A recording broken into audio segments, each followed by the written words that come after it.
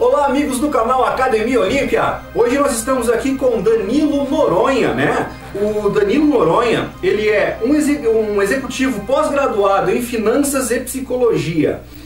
Psicologia transpessoal, melhor dizendo. Há 20 anos ele é pesquisador de ciências espirituais, ufologia, apometria, religiões, metafísica, física e mecânica quântica e astrologia, ou seja, não é pouca coisa, nós temos algum conhecimento concentrado aqui nessa pessoa, que é muito interessante, né, gente?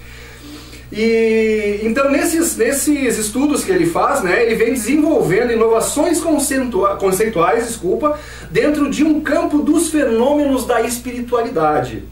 Ele desenvolve e ministra cursos livres, palestras para informação e treinamento no desenvolvimento humano nos campos da metafísica e da espiritualidade avançada, com base em concepções sedimentadas pela atual física e mecânica quântica, através do seu projeto Exordium em Curitiba e Porto Alegre. Danilo, seja extremamente bem-vindo ao nosso canal. Obrigado. Eu soube que tu fez uma palestra interessantíssima ontem, porque minha esposa estava lá, né? Depois que ela chegou, ela me relatou todo o conteúdo, como foi, ela achou interessantíssimo.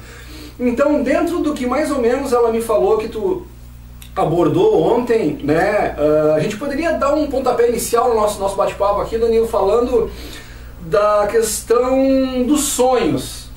Porque eu me lembro que tu falou que a questão da realidade, né? Tá, mas o que é realidade? É quando a gente está acordado, quando a gente está dormindo é uma outra realidade, o que é?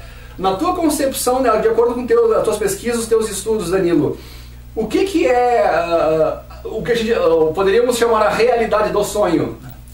O que acontece com essa questão da realidade? Ela é uma pergunta extremamente importante, porque essa pergunta, na verdade, ou a resposta dessa pergunta, é que pode começar a abrir a nossa mente para a possibilidade de começar a se falar em hologramas.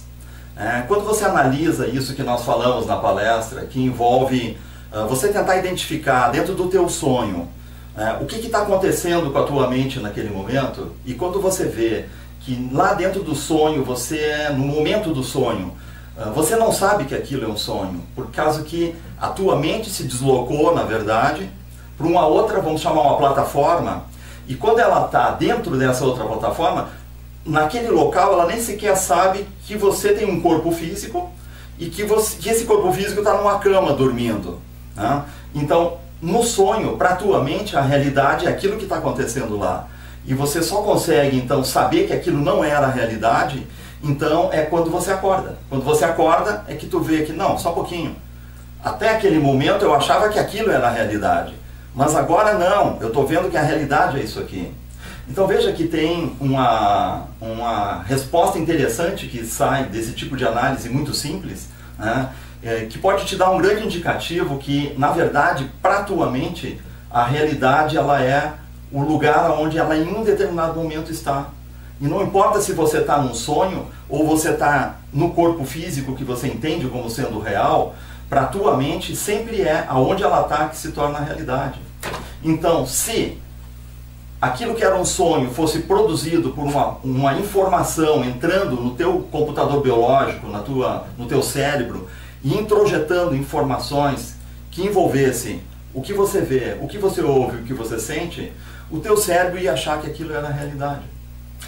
Mais ou menos como a gente vê, por exemplo, no filme Matrix, onde a realidade ela é introjetada para dentro da mente da história que o Matrix envolve, né? Para quem já viu o filme, a realidade era artificial, produzida por um sistema chamado Matrix. E todo mundo estava, na verdade, dormindo, né, numa espécie de úteros artificiais. Exatamente. E todo mundo estava, na verdade, em um ambiente virtual coletivo. Só que todo mundo, para a mente de todo mundo, aquilo era a realidade.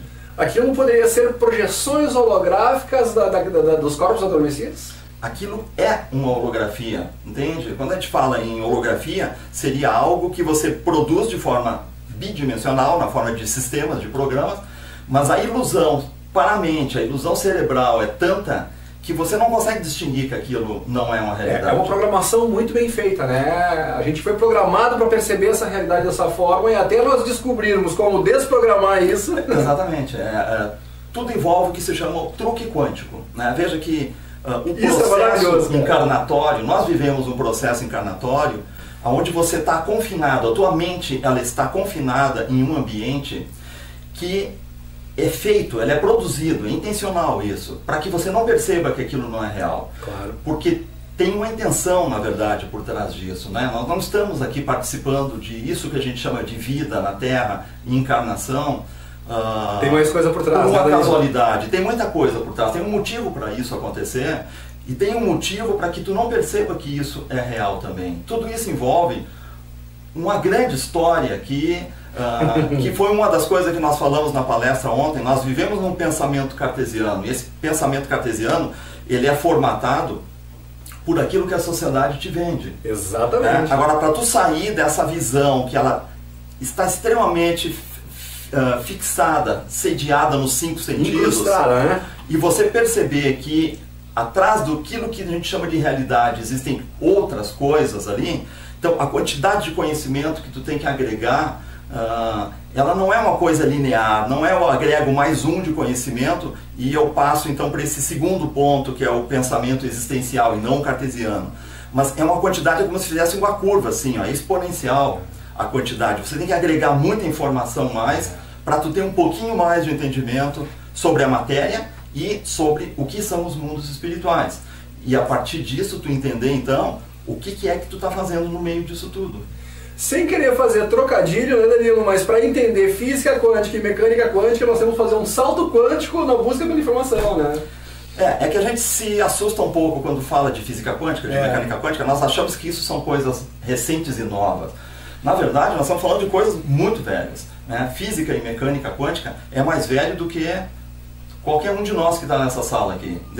São ciências que começaram a ser desenvolvidas nos anos 30, né? Até antes isso. Né? Allan Kardec já menciona alguma coisa já no livro dos Espíritos, ele já fala em átomo. Sim, eles falam nisso. Inclusive, existe uma literatura de Kardec, não sei te dizer qual delas agora, se é no livro dos Espíritos ou é no Gênesis, em que os espíritos falam para Kardec que eles perguntam, eu acho, o que é uma encarnação. E aí vem uma resposta muito quântica e estranha, que provavelmente na época ninguém entendeu o que era, mas eles responderam que numa encarnação a tua mente é miniaturalizada até o tamanho de um átomo. E a resposta fica por aí. Provavelmente quem recebeu a resposta, todo mundo se olhou, ninguém entendeu, mas disseram assim, bom, o espírito está falando, vamos aceitar, não vamos questionar mais. Porque se ele está do lado de lá e está vendo o que está acontecendo lá e nós estamos do lado de cá, ele é o cara certo para nos dar notícias do lado de lá, então a gente tende a acreditar no que vem de lá, né?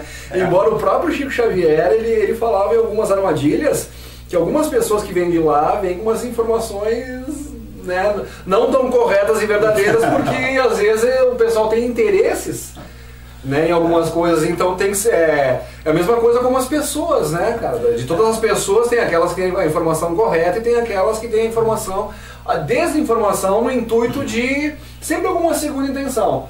Eu te diria que existem as duas coisas. Existe a desinformação, que vem intencionalmente pelo que a gente poderia chamar da espiritualidade negativa. Né? Exatamente. Mas existe uma coisa que nós temos que entender, que é a questão de como que funciona essa questão da ética. A ética que é vivenciada por essas entidades espirituais, ela é diferente da nossa ética. É uma ética universal, não é o nosso conceito de ética que nós temos aqui, né? Porque tem coisas, por exemplo, é como, por exemplo, você tem um filho pequenininho e o menino, o guri, pergunta pra ti, mas pai, de onde que eu vim? Como é que eu nasci? Aí tu diz assim pro guri, não, filho, foi a cegonha que te trouxe. Ele não está preparado para uma certa realidade, tu dá uma... Aí o guri aceita naquele momento a história. Depois passa um ano, ele vem de novo com a mesma coisa. Mas pai, como é que é mesmo aquela história da cegonha que tu falou? E aí tu diz, guri, senta aqui que agora está na hora, né? E aí tu sabe que ele já está pronto para receber a informação. É uma história que tu vai dando a informação aos poucos. Diz assim, não, é que o papai botou uma sementinha dentro da mamãe, aí o guri aceita de novo. Aí passa mais uns 3 anos, ele diz assim, pai, que negócio é esse de sementinha, né? Aí tu tem que ir daí aí é a hora a verdade, né? Total. Tu imagina, se tu não conta a verdade, esse guri vai estar com 20 anos e aí ele vai estar falando para todo mundo que foi a cegonha que trouxe ele. Exatamente. Agora, espiritualmente isso também acontece. Tem um momento que tu não tem um embasamento necessário para tu entender o que está do outro lado da espiritualidade. Nós estamos falando, quando falarmos espiritualidade digamos assim, ó, tire as crianças da sala, então, que nós vamos falar sério agora. Tu tem que tirar todo o conceito religioso das coisas, tudo que é dogma e crença, porque espiritualidade é pura tecnologia, é pura ciência. Isso foi dito para Kardec. E toda a codificação que foi dada para Kardec, né, o que a gente tem que entender, as pessoas vão dizer, não, mas tem codificação religiosa. Sim, tem. Veja o contexto que o Espiritismo nasceu. Né? Era um contexto, quem era o público que ia ser os futuros espíritas? Onde que estavam essas pessoas? Essas pessoas estavam dentro do catolicismo. Pois é. Para você trazer para o espiritismo, tu teria então que roubar o público dos católicos. É isso, sinceramente, é isso que aconteceu. Né? Agora tu imagina, como que tu vai tirar o público dos católicos se o catolicismo estava todo fundamentado dentro de dogmas, de crenças, que não tem praticamente quase nada de conhecimento avançado. São crenças, é religião. Então tu teria que ter uma mescla dentro do espiritismo do que seria ciência e daquilo que seria religião também. Exatamente. Então, agora, o que aconteceu? Essa parte que era a religião continuou sendo carregada. É como se tu precisasse de um barco para atravessar um rio e depois tu tem uma montanha para tu subir lá na frente. Muito boa Aí você pega o barco, tu atravessa o rio e o que as pessoas fazem depois? Pega o barco, botam nas costas e levam montanha acima o barco para subir. No futuro, eu entendo, no meu entender isso, né, é que não vai ter mais essa coisa de religião. Vai ter, na verdade, um grande conhecimento. Quando a física quântica ela vem agora, as pessoas perguntam, mas por que física quântica está ligada com essa história de eu entender espiritualidade? Porque, na verdade, se tu não entender de física quântica, qualquer pessoa que hoje não se convença que tem que aprender sobre física quântica, você não vai entender espiritualidade, se você não entender. Porque a espiritualidade é um processo quântico. A tua vida aqui está dentro de, como falaram para Kardec, a tua mente é miniaturalizada até o tamanho de um átomo. Então, a tua realidade aqui é quântica. Essas coisas que a gente vê acontecendo nesse mundo das partículas, essas coisas são os tijolinhos que constroem a nossa realidade. Né? Quando alguém fala de fenda dupla, de colapso de onda-partícula e de que a tua mente ela interfere no que uma partícula é, observador, né? Essas coisas estranhas que o observador transforma luz em matéria, como isso? Sim, é isso que acontece no mundo quântico. E até uma possibilidade de alterar o passado, porque no momento, mesmo depois de ter passado da barreira, tu coloca a tua observação ali, ela vai se comportar como se ela fosse matéria antes de ter passado por lá. Ou seja, são coisas que, para quem está dentro do pensamento cartesiano, como tu falou antes, cara, vai ser difícil aceitar esse tipo de coisa. Agora veja, se você não entende, por exemplo, esse processo acontecendo no mundo da quântica, você não vai entender, por exemplo, como que funciona uma constelação sistêmica. Uma constelação sistêmica é exatamente isso. É colapso de onda-partícula. Você sai da cena e você se torna o observador da tua cena. Por isso que numa constelação, as pessoas, você elege um representante para te representar na dramatização. Você não participa. Se tu participar da constelação, literalmente, quanticamente, tu não tem condição de constelar. Porque tu está inserido no drama. Tu tem que vir para fora, tu tem que te tornar o observador. E você se torna o que foi eleito para te representar, que é o papel da partícula. Nesse momento, o que acontece? O teu corpo mental inferior, ele se... Aí vem outro princípio da quântica daí, né? Quem está ouvindo vai dizer assim, que loucurada, do que esses caras estão falando? Tem um outro princípio chamado correlacionamento, ou emaranhamento quântico. Que é um outro princípio que diz... É aquilo que o Einstein chamou de ação fantasmagórica à distância. Isso. Que Einstein nunca acreditou no pessoal da mecânica quântica. Né? Ele sempre Mas se estivesse vivo hoje encarnado, ele... Mas o que acontece? Eles provaram, depois que Einstein morreu, foi provado que isso é real, existe. Né? Você tira um pedaço, uma partícula de um átomo que estava unificado, que estava identificado, todo ele, você tira um elétron e você separa aquilo pode levar para onde tu quiser, para a Lua, para a China. Quando tu mexe... Não interessa a distância, aquilo, né? Não interessa a distância. Exatamente. Tu mexe no átomo, aquela partícula responde. Exatamente. Você mexe na partícula, o átomo responde. Eles são fantasmagórica à distância. Exatamente. Que doido isso. Né? Agora, veja que quando o esoterismo fala que nós temos 7 corpos, e desses 7 corpos, 2 deles se chamam mente, só que eles separam mente inferior e mente superior. Se são 2 mentes, são corpos de mesma natureza. A diferença é como se fosse um deles é o que tu tem acesso, é o que tu está vivendo aqui. Então quando tu chega numa experiência terrena, a tua mente real, ela não está aqui. ela se chama mental superior, ela está fora dessa realidade aqui. E esse mental superior, ele participa da tua encarnação como se tu estivesse dormindo e tu estivesse sonhando que tu é uma pessoa que está fazendo um programa no YouTube, que te dedicava para isso. Entendi. A tua mente maior está sonhando isso, como se fosse. Entendi, perfeitamente. E o que acontece? Tu vai viver essa experiência e provavelmente essa experiência vai estar tentativa do plano espiritual de fazer tu viver uma experiência artificial, holográfica, para te convencer que uma determinada forma de viver é mais produtiva para ti do que aqui tu estava vivendo antes. Verdade. Aqui tu estava vivendo antes é o teu panorama kármico. São uma série, é isso que a psicologia chama do teu inconsciente, aquelas coisinhas que estão lá por trás dos monstrinhos, tentando melar a tua vida e que você faz determinadas coisas que tu não está afim de fazer, mas quando tu vê, tu fez. Né? Então lá por trás está isso que se chama, digamos, o teu inconsciente, tentando sabotar a tua vida aqui. Pois é. Né? Quando tu olha por astrologia, você consegue ver essas coisas todas separadas, você consegue ver o que é teu e o que foi induzido para você ser. Né? Para que tente te convencer o teu mental superior de que essa nova forma que está sendo proposta de viver traz benefícios e é produtiva para você. Só que as tuas partes do inconsciente que não estavam acostumadas a ver, elas vão tentar burlar e boicotar. Claro, vai haver um conflito ali, né? Então o que acontece se tu observa a cena, né? Essas duas mentes tua, aqui tu usa aqui, que chegou aqui zerada, quando tu nasceu, tu não sabia nada, teve que aprender tudo de novo. Essa mente vai ser, então, um pouco injusto isso, preenchida com a informação da vida. Veja que toda a história é só informação que está sendo trafegada. Mas quando tu faz, por exemplo, a constelação, só para nós concluir aquele raciocínio, a tua mente entra no que se chama um emaranhamento quântico com a tua mente superior. Veja que ela está numa posição de observador. Ela só está observando a encarnação.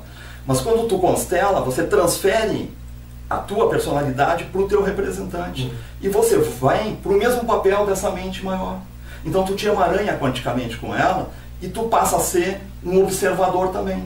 E aí o que acontece? Tu enxergando uma encenação de algo da tua vida, acontece aquilo que a gente chama de cair uma ficha. Quando acontece isso, diz assim, caiu uma ficha, você passou informação direto lá para cima. E aí acontece a constelação. Essa mente começa a mudar os teus programas encarnacionais aqui. Determinadas situações que tu teria que passar com experiências desagradáveis, então elas começam a ser eliminadas. Por quê? Porque o entendimento emocional foi feito. E tu passou a informação. Que é o objetivo, né, Danilo? Que é o objetivo. Né? Então, todo esse trabalho que eu venho desenvolvendo, ele envolve uma certa congruência, uma certa... não seria a palavra certa, seria uma certa agregação de um conhecimento que está desagregado atualmente. Então nós não sabemos como que esse mecanismo funciona, que essa máquina. Quem é que está descobrindo essas coisas? Na verdade está redescobrindo, porque as ciências antigas sabiam disso, mas não tinham explicações plausíveis de serem aceitas. Então a física quântica está fazendo essa interconexão do conhecimento ancestral, do conhecimento espiritual, e está enxergando ele, que ele é verdade através daquilo que acontece no universo quântico. Porque se esse universo quântico forma a nossa realidade, não tem como tu dizer que existe emaranhamento quântico no mundo atômico e que não existe aqui no mundo real. Não tem como tu dizer que tem colapso de onda-partícula no mundo quântico e que não exista isso no mundo real. Então veja que a programação que você traz do mental superior é como uma anteninha aqui em cima. Você passa para essa matrix que a gente vive, na verdade isso é um holograma. Isso já está dito, gente, está dito pelos cientistas que é um holograma. O Max Planck já falava isso desde 1944. Exatamente. Hoje você encontra personalidades do mundo. Ele falava em 1944, então vamos voltar lá, por exemplo, nos gnósticos, né?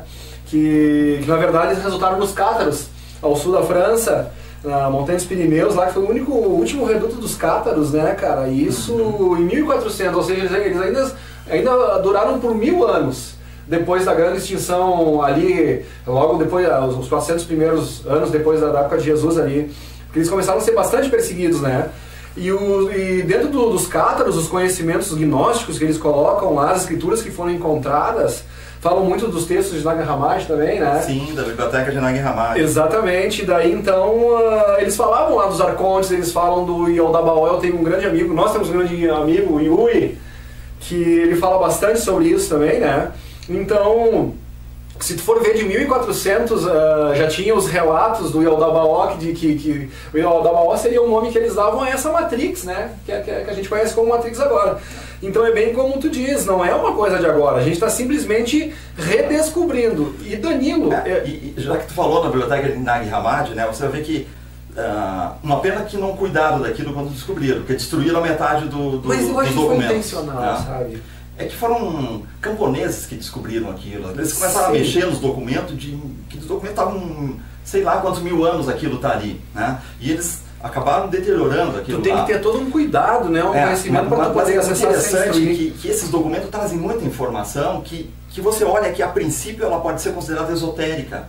Mas tem muita informação preciosa ali, porque, por exemplo, 50% dessa documentação, chamada os escritos de Nag Hammadi, falam dos arcontes que você mencionou, né? E dizem que os arcontes eram espécie de consciências ou de seres, vamos chamar, espirituais, que ficaram presos na nossa realidade. Eles ficaram presos na nossa realidade.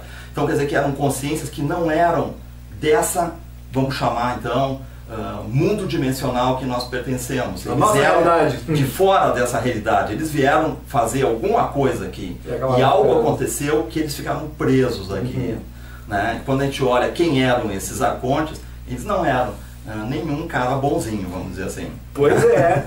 Tanto que dizem, né, aí, o Danilo, e eu sinceramente acredito e concordo com essa teoria, de que quando eles falam em teoria da conspiração, por tudo que eu tenho visto, eu nem me atrevo mais a chamar de teoria da conspiração. Né? Ou seja, a gente percebe que realmente existe um grupo que está fazendo uma série de ações, e isso é explícito, né, cara? Que realmente levam a humanidade a um caminho bem traçado por eles. Que não é bem, se a humanidade tivesse consciência do que os espera, eles não entrariam nessa armadilha, ou seja, eles se alertariam para essa Matrix, mas parece que tem muita gente que gosta da Matrix, né? Que é o que alimenta esse argumentado, né? Eu vou te citar um texto que é muito antigo, ele é do Evangelho de João. E não é bem assim com as palavras que eu vou estar falando aqui, mas... Não importa o sentido da coisa, né, Danilo? Isso aí. Mas lá, João tem um texto e, vamos ser sinceros, aquilo não foi João que escreveu. Alguém escreveu e botou o nome de João lá, tá? Mas escreveu assim, ó, esse mundo é de Deus. Não, melhor, ele diz assim, ó, nós somos de Deus, mas esse mundo aqui, ele é do... Eu não sei se a palavra que ele usa, se é do diabo que ele usa. O que ele quer dizer com isso? A gente lê e não consegue entender. Quando fala sobre isso que você está falando, sobre os Illuminatis e sobre a agenda reptiliana, a agenda Illuminati controlando o mundo, o governo oculto por trás de tudo, e você entende toda a dinâmica quântica que envolve a questão dos multiuniversos que estão ligados à nossa realidade, as realidades paralelas, porém muito próximas da nossa, aonde vivem os arcontes, aonde estão localizados os umbrais, aonde entraram seres aqui que eram extragalácticos, entraram não em 3D, entraram em faixas dimensionais que frequenciam um pouco mais alto que a nossa, entraram em o que se chama de 4D. Esses seres, é exatamente o que os arcontes falam nas literaturas, eles ficaram presos aqui. E eles ficaram presos nessas faixas dimensionais e eles descobriram que eles podiam se alimentar de determinadas produtos que nós produzimos aqui da terceira dimensão, mas que esses produtos se materializam na quarta. É um produto energético, no caso, né? A gente pode chamar de energético, mas eu tentando assim puxar bem para a matéria esse raciocínio, eu te diria assim, ó, tudo que você... quando você está aqui no mundo físico, né? Quando você se movimenta, eu vejo você se movimentar. Né? Se você mexe em algo daqui, eu vejo. Se você constrói algo, eu vejo o que você constrói. Agora, quando você pensa, eu vejo o que você pensa? Ainda não. Eu não vejo. Mas tu pode ter certeza que o que você pensa aparece em algum lugar que tu não consegue ver. Alguém tem capacidade de compreender. Né? Quando você sente, eu vejo o que você sente, eu não consigo ver. Se o teu corpo conseguir expressar o que tu sente, então eu vejo o teu corpo de terceira dimensão física. Corporal. E aí eu consigo deduzir que tu pode estar sentindo alguma coisa. Exatamente. Agora, isso que tu está sentindo, isso está se realizando e materializando em algum lugar. Aonde que é esse lugar? Na tal da quarta dimensão. Agora, o que eu penso se realiza na tal da quinta dimensão. Agora, se nessa quarta dimensão o que eu sinto se materializa na mesma faixa de frequência, aonde vivem determinados seres que podem gostar disso que eu estou pensando. A lei da afinidade, né? É como se tivesse no quintal desse cara lá na quarta dimensão aparecendo, tipo umas abóbora, uns abacate, uns morangos. O que esses caras fazem com isso? Isso é comida para eles. É verdade. E aí eles veem e dizem assim, poxa, quando esses caras da terceira dimensão sentem raiva, aparecem umas abóbora aqui, uns abacaxi, e eu me alimento daquilo. Exatamente. Então o que acontece? Todo esse público negativado que está nessa quarta dimensão começaram uma tentativa então de manipular a nossa realidade para que nós produzíssemos esses abacaxi, abacate, abóbora que eles usam como comida lá. E toda a questão do governo oculto, dos Illuminatis, eles estão ligados nisso. Eles precisam fazer o domínio para garantir a energia que esses caras usam para se alimentar